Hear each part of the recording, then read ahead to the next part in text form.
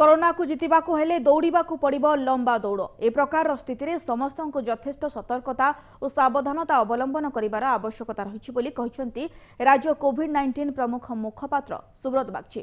चिन्हट आक्रांतों मध्यरु 80% आक्रांतों निकट में ए रोगर कौनसी प्रकार लक्षण देखा मिल नथिला, किंतु एमानंक निकट में अन्य को संक्रमित करिवार समस्त दक्षता रहितिला। तेबे एही वास्तवता समस्त को बुझा पड़ो।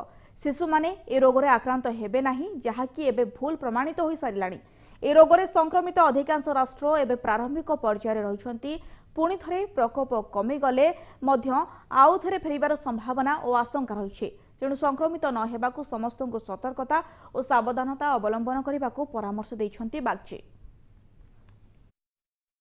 वैक्सीन बा टीका एपर्यंत आसी नाही एवं केबे आसीबो ता केही कहि पारु नाहंती।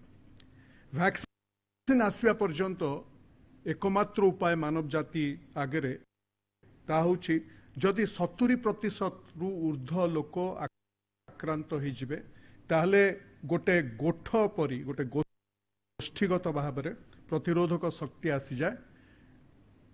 एक पक्षरे वैक्सीन बा टीका नाही, द्वितीय पक्षरे 70% आक्रांत हवा गोटे विराट बड़ अभावनीय जिनस।